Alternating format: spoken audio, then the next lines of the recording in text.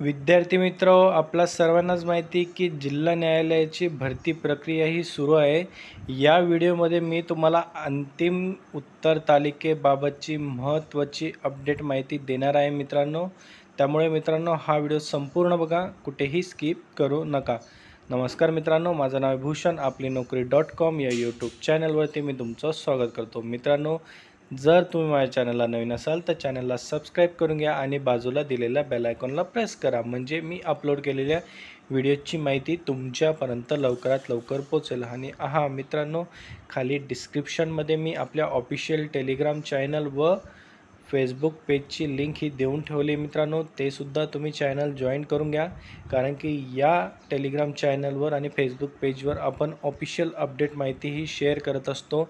परिपत्रक, नवीन जाहिराती किंवा आपला येणारा व्हिडिओ याबाबतची संपूर्ण अपडेट माहिती आपण या टेलिग्राम चॅनलवर शेअर करत असतो।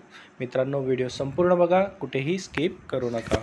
तर बघा मित्रांनो, आपला सर्वांनाच माहिती की जिल्हा न्यायालयाची भरती प्रक्रिया ही सुरू आहे आणि त्याबाबतचे विविध प्रकारचे अपडेट्स माहिती ही जिल्हा न्यायालयामार्फत प्रसिद्ध करण्यात येत आहे।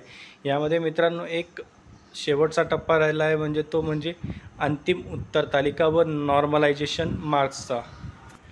तर बघा मित्रांनो, आता आपल्याला जवळजवळ एक्झाम होऊन हे आपले 5 महिने उलटून गेले, पण अद्याप पावतो ना अंतिम उत्तर तालिका ना नॉर्मलायझेशन बाबतची कोणत्याही प्रकारची अपडेट जी आहे ती उच्च न्यायालयामार्फत देण्यात आलेली नाही किंवा जिल्हा न्यायालयामार्फत सुद्धा देण्यात आलेली नाही।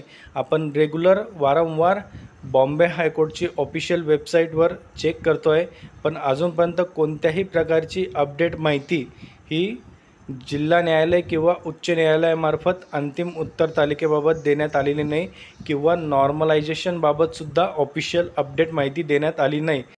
पण मित्रांनो, स्टेनोग्राफर पदाची जी शॉर्ट हँड टेस्ट होणार आहे किंवा टायपिंग टेस्ट होणार आहे किंवा त्यांच्या मुलाखती होणार आहे त्या 31 जुलैपर्यंत संपणार आहे। त्यामुळे मित्रांनो, ऑगस्ट महिन्याच्या पहिल्या आठवड्यात तुमची 100% अंतिम रिस्पॉन्स शीट ही लागेल आणि त्यानंतर नॉर्मलायझेशनचे मार्कसुद्धा लागतील मित्रांनो।